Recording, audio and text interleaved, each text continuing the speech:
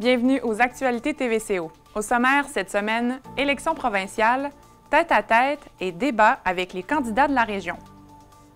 Comment se déroule l'horaire à l'heure chez les paramédics?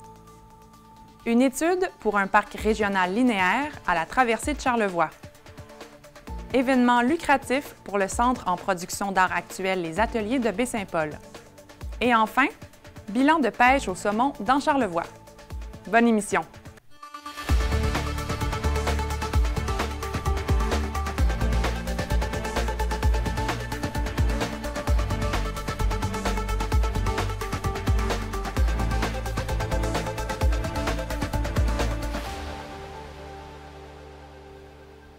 Pour une dernière fois, les candidats aux élections provinciales ont pu exprimer leurs idées et celles de leur parti, d'abord en participant au déjeuner tête-à-tête qui était organisé par la Chambre de commerce le 27 septembre dernier. Voici les réactions de Joanne Côté et de Raphaël Dubois.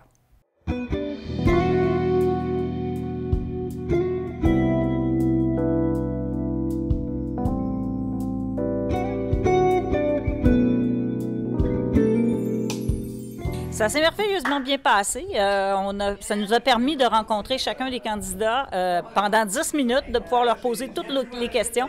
Donc, ça a permis de faire le tour de la question, le tour des différentes questions que se posent les entrepreneurs et les élus municipaux de la région de Charlevoix.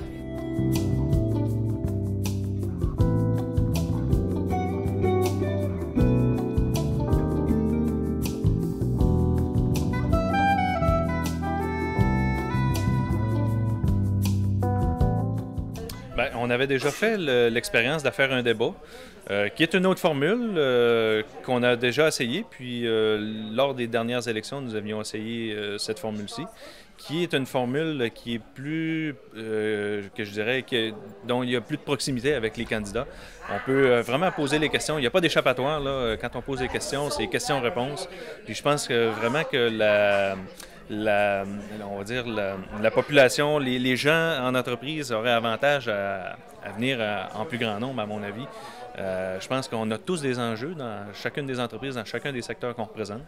Puis je pense que, bref, si on refait l'expérience, j'ose imaginer que les gens vont pouvoir venir s'exprimer un petit peu plus, là. Notre implication, c'était vraiment d'être à titre d'organisateur, justement parce qu'on croit que la proximité avec les candidats nous permet de vraiment mieux faire nos choix, contrairement à un débat, par exemple, où d'abord, bon, ça devient vite cacophonique, on le sait, contrairement aussi à des entrevues où, bon, c'est facile de nous sortir la cassette. Là, c'était vraiment les préoccupations des entrepreneurs qui ont été mis à l'avant, en tête-à-tête ou presque avec les candidats. Donc, on avait 2-3 personnes par table qui posaient des questions à un candidat à la fois.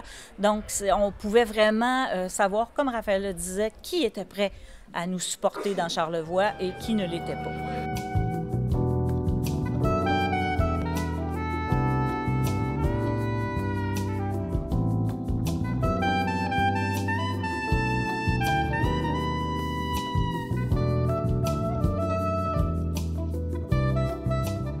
Moi, je suis arrivée ici avec des a priori. Bon, je ne vous dirai pas pour qui je vais voter, puis je vous dirai pas pour quel parti, mais c'est clair pour moi que ce matin, ça m'a donné des confirmations, puis mon hésitation s'est terminée ce matin. On a des enjeux, puis je pense que notre travail, c'est de les apporter et de les faire entendre. C'est ça pourquoi la Chambre de commerce est là. Organisé par CIHO et le Charlevoisien, les candidats ont participé au débat qui s'est tenu en direct sur les ondes de FM Charlevoix le 29 septembre. Il a été question notamment des enjeux du traversier, de la main-d'œuvre, du logement, des aînés et de la santé. D'ailleurs, sur le sujet, le candidat du PQ, le Dr Lucien Rodrigue, a confirmé la venue d'un médecin à Saint-Siméon après 3 ans d'attente. Pour écouter ou réécouter le débat, avant le 3 octobre, rendez-vous sur le site web de FM Charlevoix.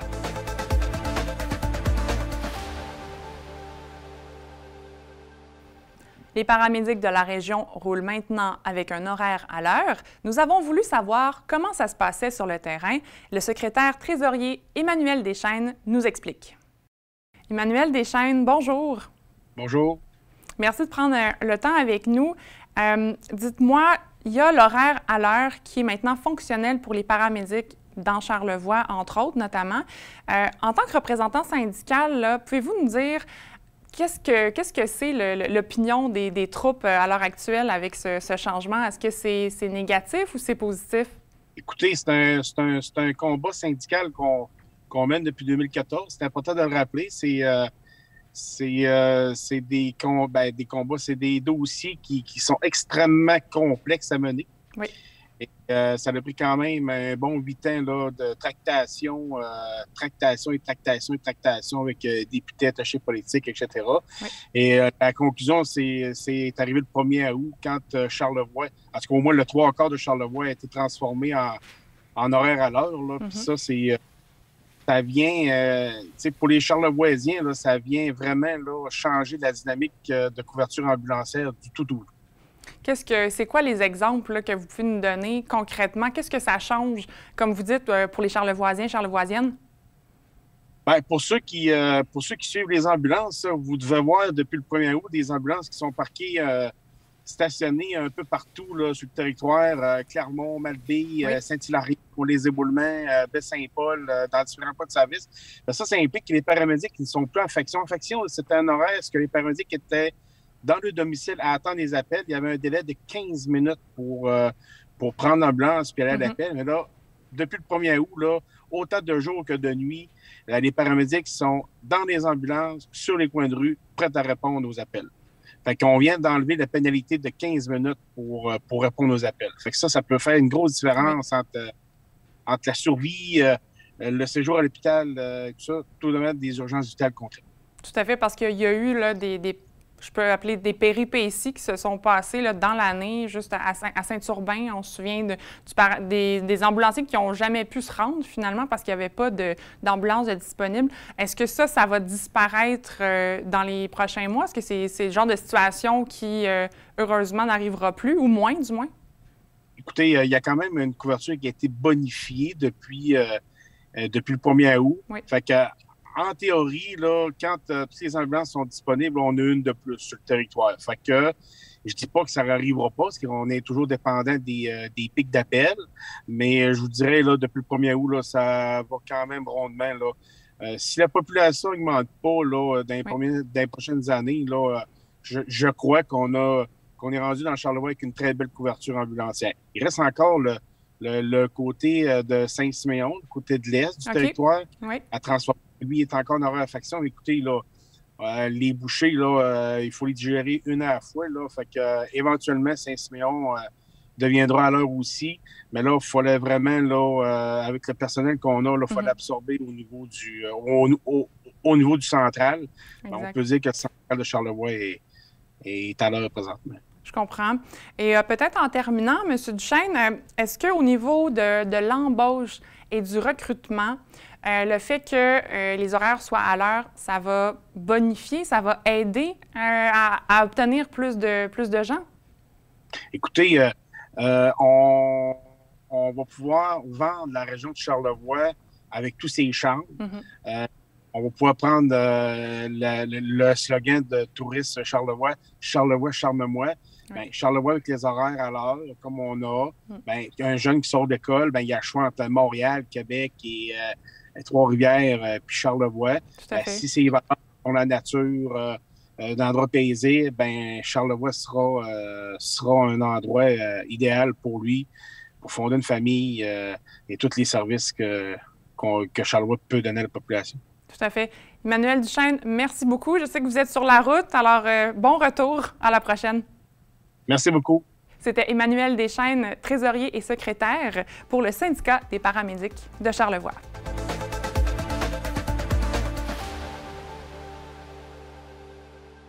Sentier Québec-Charlevoix propose une étude de faisabilité pour l'implantation d'un parc régional linéaire sur le parcours de la traversée de Charlevoix. Voici l'entrevue.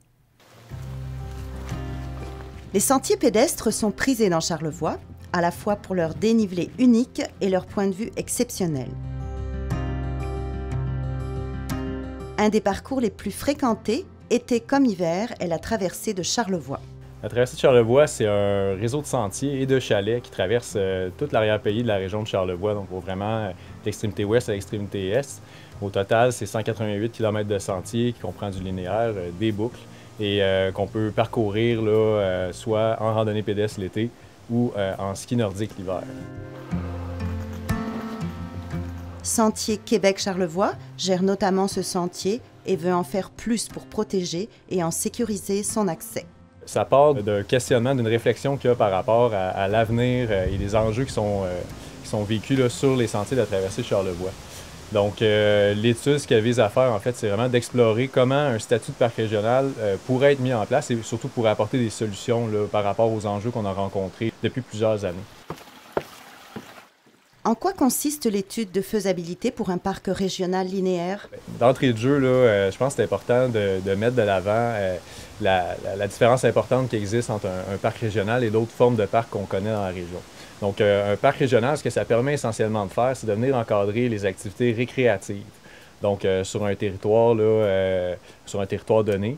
Et un parc régional, bien, ça doit naître d'une initiative locale. Donc, la création, c'est les MRC qui ont le pouvoir de le faire. Et au niveau de la gestion, ça se fait vraiment à l'échelle locale. Puis aussi, ce qui est important avec un parc régional, c'est que ça prend l'adhésion des acteurs qui sont sur le territoire. C'est un territoire qui est public, il y a plusieurs autres organismes qui ont des activités sur le territoire. Donc, on pense aux ZEC. Le sentier, en fait, traverse là, 6 territoires différents. Les ZEC, l'Association de plein air du territoire libre, on longe des pourvoiries. Il y a d'autres personnes qui ont des activités. On traverse aussi le parc des Hauts-Gorges. Donc, tout ce monde-là, va falloir qu'il soit partie prenante. Donc, c'est un projet qui doit être collectif pour pouvoir être mis en place. Et pourquoi cette avenue-là pourrait être intéressante? Bien, c'est que dans les dernières années, plus particulièrement, puis même depuis longtemps, on constate beaucoup d'enjeux par rapport à l'encadrement de l'utilisation des sentiers de randonnée pédestre. Avec l'augmentation de l'achalandage, on s'est rendu compte qu'il y avait des impacts au niveau de l'environnement, mais aussi au niveau de la cohabitation. À terme, Justin Verville-Allary souhaite trouver du financement et s'arrimer avec les acteurs de la région. On se dit que ça nous prend les outils pour être capable de canaliser et de bien encadrer l'usage qui est fait des sentiers. Puis l'objectif derrière, c'est que ça puisse profiter à tout le monde, dans le fond, d'améliorer la cohabitation, de préserver davantage les sentiers. Puis aussi, de pouvoir aller chercher des nouveaux leviers pour pérenniser le réseau de sentiers. On sait que ça engendre des coûts, que ce soit l'entretien du sentier lui-même, mais des infrastructures autour. Donc, avec un statut de parc régional, ça permet à la région d'aller chercher d'autres leviers de financement, que ce soit au niveau de fonds provinciaux, gouvernementaux. Ça permet aussi peut-être d'instaurer une tarification qui soit harmonisée avec les autres acteurs qui sont déjà présents sur le territoire, qui ont aussi des tarifications. Donc, c'est vraiment un outil, on pense, qui mérite d'être exploré.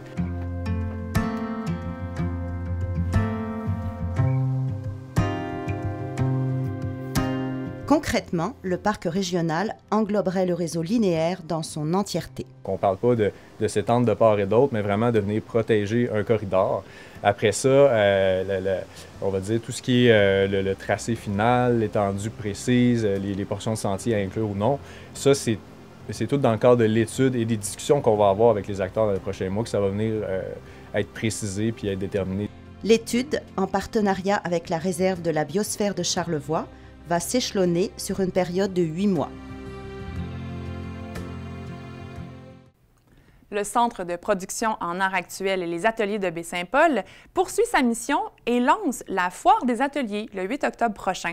Nous avons rencontré sa directrice générale, Lydia Duchesne. Lydia Duchesne, bonjour. Bonjour. Ça bouge beaucoup aux ateliers en ce moment. Comment peut-être nous parler, parce que ça fait 1 an là, que tu es en poste? Presque. Presque, OK. Ouais. Comment ça se passe à l'heure actuelle? Ça a été une grosse année. Ça a été une année charnière parce que c'est la fin de toute l'aide au démarrage d'un organisme. Puis, on n'a pas encore accès aux aides, au soutien à la mission, dont tous les centres d'artistes qui sont implantés déjà au Québec bénéficient. Fait que c'était l'année qu'il faut faire nos preuves. Puis, c'est ça, ça demande beaucoup de projets, beaucoup de jus de bras, beaucoup de dévotion. D'investissement, là. Oui, oui. Puis là, à l'heure actuelle, vous êtes en restructuration de votre modèle d'affaires. Oui. Pourquoi? Bien, c'est parce qu'à travers justement cette année-là, où, pour faire vite, là, les systèmes de subvention, comment ça fonctionne, c'est qu'on a le Québec puis on a le Canada. Oui. Du côté du Canada, ça prend 2 subventions de projet accordées avant d'avoir l'aide au fonctionnement. OK. Donc déjà, il faut faire des demandes, il faut qu'elles soient acceptées, il faut mener le projet avant d'en faire un autre. Et puis ensuite, du côté du Québec, c'est d'autres types de subventions qu'on doit avoir avant qu'elles puissent se transformer en subventions de soutien au fonctionnement. Puis ça prend 5 ans, normalement, du côté du Québec. Il faut savoir aussi qu'au moment qu'on dépose une demande, ça prend 4 à 6 mois avant qu'on ait la réponse. Ouais. Donc, on vit toujours dans une incertitude puis un gros stress financier constant. Puis, ce qui a été constaté avec tout le réseau des centres d'artistes autogérés du Québec, c'est que ça crée vraiment un problème au niveau des nouveaux centres d'artistes, principalement. Et puis que finalement, bien, c'est peut-être que le modèle d'affaires des centres d'artistes au Québec n'a jamais été bon. Donc, on s'est dit, bien, commençons par évaluer cette possibilité-là, peut-être. Là. Ouais. Et parlons un peu des artistes, parce qu'il y a beaucoup de gens qui passent ici. Donc, les ateliers sont situés à Maisons-Mères. Oui. Et c'est quoi un peu le pouls, finalement? Comment les artistes vivent comment on appelle ça, les résidences? Les résidences d'artistes? Bien, les résidences, c'est souvent des artistes qui viennent de l'extérieur. Oui. Fait que ça, pour Baie-Saint-Paul, Charlevoix, c'est payant parce que ça fait venir des nouvelles personnes dans la région. Puis, par le réseau d'artistes qu'on a aux ateliers, ça crée des rencontres, ça crée des partenariats entre les artistes, ça crée une dynamique. Et puis, c'est ce qui fait qu'après, finalement, il y en a des fois qui vont finir par s'installer ici. Fait que ça fait carrément une nouvelle vague d'artistes qui vient s'établir dans la région. Fait que sur ça, c'est un gros renouveau. On a aussi des artistes qui étaient là de façon plus sur du long terme, là, qui, eux, ont chacun leurs locaux. Fait que ça va être des artistes à ce moment-là qui s'impliquent dans nos petits événements, mais qui sont vraiment plus dans leur bulle créatrice là, quand ils sont aux ateliers. Puis il y a un échange, là, vraiment, là, les gens participent, puis... c'est ça le but. Oui. C'est ça le but. C'est pour ça qu'on fait des résidences, on fait des rencontres avec nos artistes, mais on fait aussi des expositions. On avait les rétrospectives l'année passée avec le Carrefour culturel, où les gens sont invités là, à rencontrer les artistes, parce que le but, c'est pas juste de voir les œuvres, mais c'est de découvrir c'est quoi leur démarche, puis de l'essayer, même des fois aussi. Absolument. Et là, vous ramassez des financements, donc vous êtes en campagne de financement, entre autres par la foire des ateliers de Baie-Saint-Paul, qui sera là, à partir du 8 octobre, le 8 octobre, en fait, parce que c'est une journée. Oui, c'est une seule journée. Parlez-nous-en un peu, à quoi ça ressemble? C'est pas la première édition, c'est la... Là, je suis tout mêlée à cause du COVID. 2e ou 3e édition, 2e, il me semble, qu'on va pouvoir tenir. Ça se passe un peu comme le marché public qu'on a à Baie-Saint-Paul. C'est sur le même site aussi. C'est juste que là, à ce moment-là, bien, les tentes qui sont là abritent des artistes qui vendent leurs œuvres, mais qui vont aussi faire de la performance en direct. On n'a pas que des artistes non plus en art visuel. C'est pour ça qu'on va avoir Forêt Marine, Sandy Valiquette des éboulements qui va être en prestation live gratuite pendant la foire. On a des auteurs, on a des poètes. C'est très varié. Oui, c'est ça. Des comédiens, comédiennes. On a de tous les types d'art. Oui. Puis vraiment, le but, c'est de ramasser l'argent pour continuer vos projets. Oui, c'est ça. Bien, la foire, en fait, ça sert beaucoup aux artistes. Là. Les ateliers, ça nous revient par la visibilité, l'échange avec les gens. Puis, il va y avoir de la vente d'alcool aussi sur place pour l'occasion. Sinon, c'est aussi l'heure de faire le lancement de l'encan annuel. Donc là, ça, c'est vraiment la totalité des bénéfices là, qui reviennent aux ateliers. Fait que c'est le seul gros événement qu'on a présentement là, de financement pour soutenir la mission. Parce qu'encore une fois, il n'y a aucun autre financement à la mission qui existe pour les ateliers présentement. Exactement. Et pour l'encan annuel, qui participe? Là, beaucoup d'artistes, on voit les œuvres défiler depuis tantôt. Il y a beaucoup d'artistes là, de Charlevoix, mais également d'ailleurs. Oui, d'ailleurs aussi, parce que notre réseau d'artistes professionnels n'est pas que charlevoisien. On en a beaucoup de Québec, Montréal aussi. Quelques-uns, tranquillement, commencent à en avoir de l'étranger, comme Sarah Hildebrand qui quittait hier, justement, qui a été là pendant 1 an, qui venait d'Allemagne. Donc, oui, c'est beaucoup des artistes, là, bien, c'est tous des membres professionnels des ateliers qui ont donné une œuvre pour soutenir l'organisme. Puis on va aussi avoir quelques œuvres qui viennent de collectionneurs, donc ils ont fait don de ces œuvres-là. OK. Donc, ce n'est pas nécessairement nos artistes à nous.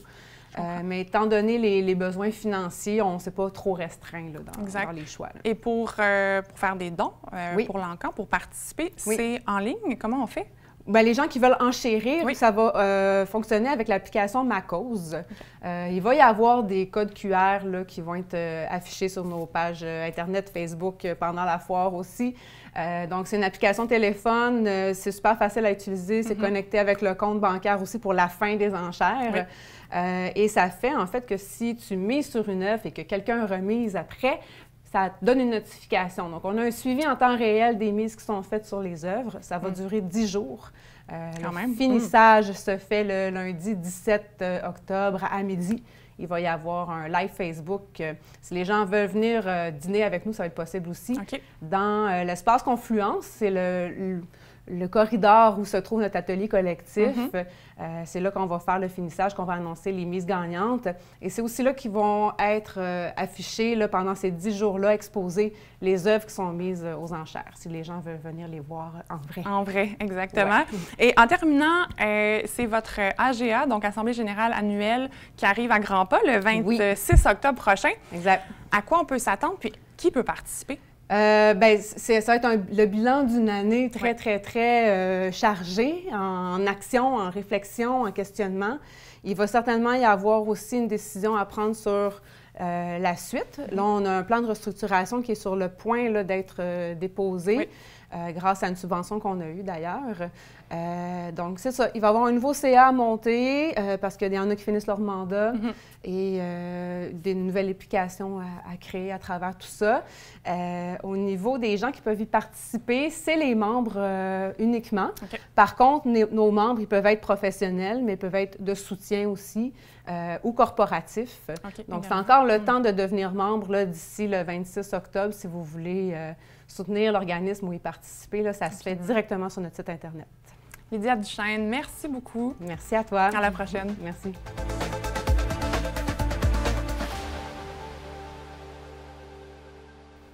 Comment s'est passée la saison de la pêche au saumon cet été? Voici le compte-rendu des présidents de l'ACVG et de la Corporation Saumon-Rivière-Malbaie.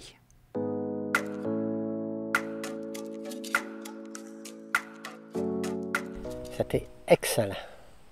C'était une année, la ressource saumon était dans la rivière. Ce qu'on avait comme commentaire, il y a du saumon partout, partout. Le saumon était au rendez-vous cet été dans les rivières charlevoisiennes.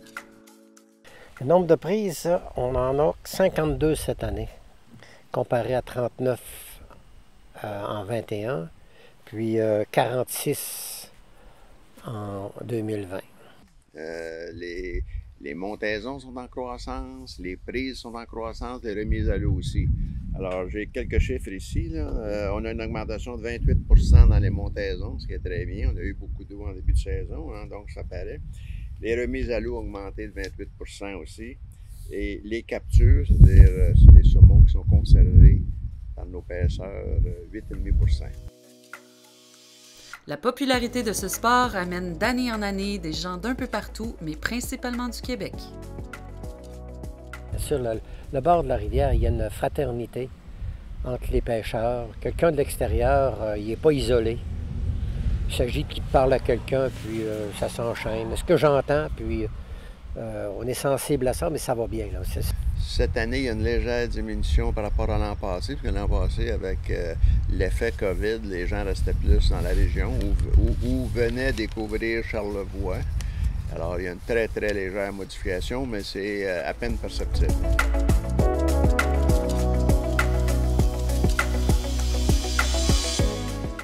Une bonne cohésion entre les touristes et les pêcheurs permet de bonifier certains attraits du côté de la Corporation Saumon-Rivière-Malbaie.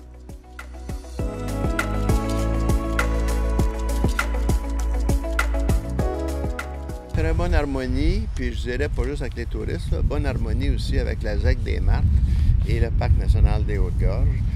Donc, ces deux entités-là, ou organismes, font aujourd'hui partie de notre conseil d'administration. Ça nous permet une meilleure coordination avec eux. Pour l'Association de conservation de la Vallée du Gouffre, Les sports nautiques pratiqués sur la rivière du Gouffre sont un défi à chaque été. L'association a des ententes avec le ministère et les propriétaires riverains ont des ententes pour permettre aux pêcheurs d'accéder d'utiliser leur territoire, d'utiliser leur terrain pour aller à la pêche. Et c'est aménagé uniquement pour les pêcheurs et non pour les kayakistes. Et c'est des frictions. On a souvent... ça, je vais vous dire, c'est dur, là. C'est ce qu'on entend comme commentaire, puis c'est pas facile. Quand on sait que le pêcheur, celui qui vient à la pêche, paie pour avoir accès à la rivière, tandis que l'autre, il ne donne aucune redevance. À quoi peut-on s'attendre pour l'an prochain? Bon, autant que ceux qui viennent nous rendre visite, ceux qui viennent pêcher soient des gens heureux, puis qui sortent avec des bons souvenirs de la région et qui puissent contribuer à l'enrichissement collectif de la région. Ça, on y tient.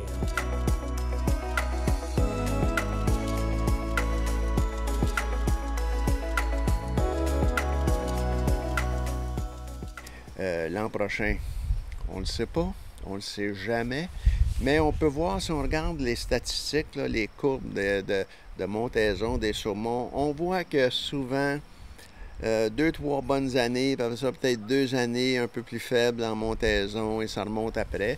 Mais présentement, on tend à plafonner à un peu moins de 1000 saumons, peut-être autour de 900 saumons.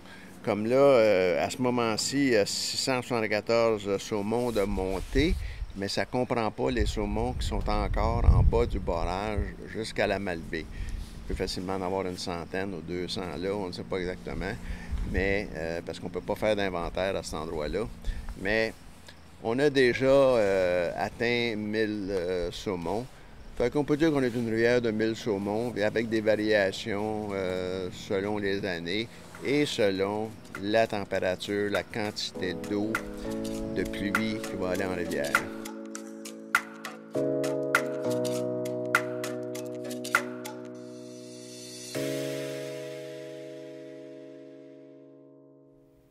C'est tout pour ce bulletin. J'espère que ça vous a plu. Au nom de toute l'équipe, portez-vous bien et je vous dis à la prochaine.